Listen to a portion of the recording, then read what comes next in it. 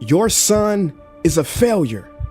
He's barely passing my class, and with grades like this, I'm just not sure what kind of future he's gonna have. What do you have to say for yourself? You're supposed to graduate this year.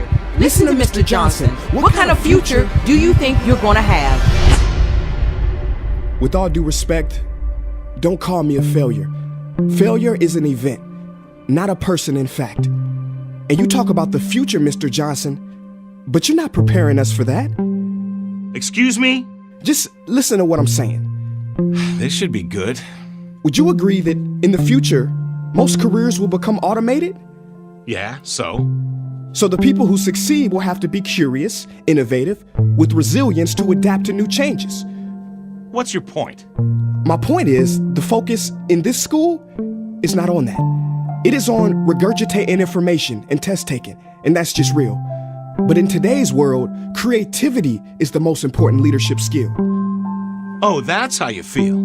You don't have to believe me, but maybe you will believe the 1,500 executives who recently said creativity is the most important leadership skill.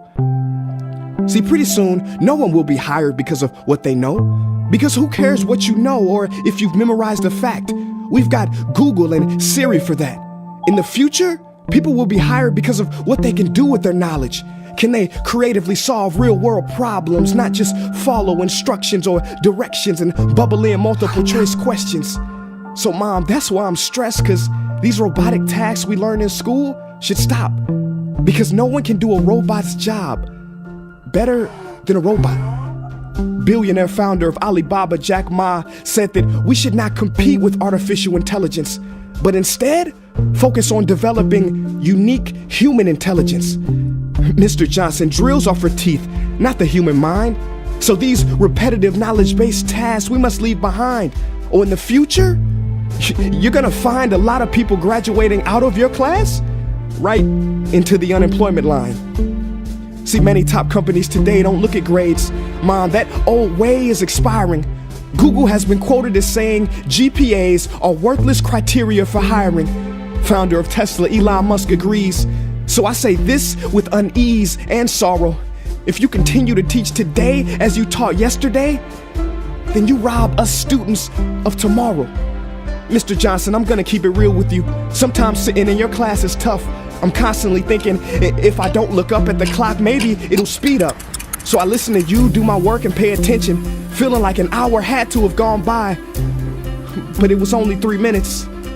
So if you wonder why we're bored in class, look, you wanna get a kid to hate reading? Give them this, a school textbook. And some people think it's our fault, and that hurts me. They say you can lead a horse to water, but you can't make him drink. And to that I say no. Firstly, you can put salt in that horse's hay and make him thirsty. And if you bring joy in your classroom, you can make any bad student nerdy. As he or she discovers the beauty of truly learning. Mr. Johnson, I mean no disrespect.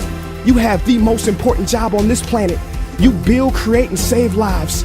But if you really care about my future, like you say, then you have to fully commit and ask yourself honestly, how do I prepare a child for a future that doesn't yet exist?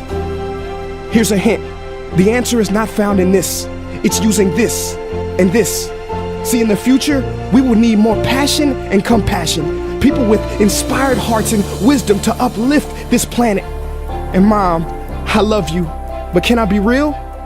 Go ahead. You want to know one of the biggest factors for childhood success? It's not IQ. It's family meals. And we haven't had one of those in a while. See, I know sometimes you don't feel proud, because I may not be a straight A student, but I'm not stupid. These tests may be 70% of my grade, but they're 0% of my future. But don't worry, I'll pass this class and get through this. But I need you to give me the space I need to be me and live true. Because the best feeling in the world is that your own parents get you. There's a passage in a book called The Prophet by Khalil Gibran. And if you don't mind, I'd love to share it with you. Go ahead. See, he says, your children are not your children. They are the sons and daughters of life longing for itself. They come through you, but not from you. And though they are with you, they do not belong to you. You may give them your love, but not your thoughts, for they have their own thoughts. You may house their bodies, but not their souls, for their souls dwell in the house of tomorrow. So, Mom, I'd appreciate it if you give me the love that I need to pursue my dreams. See, if we are to succeed, all three of us need behavior change on all fronts. We talk about the future, but the future is now, and it is created now by all of us. I've never heard you speak like that before. Yeah, I didn't know. But I'm going to reach out to administration and try to change some things. You have my word.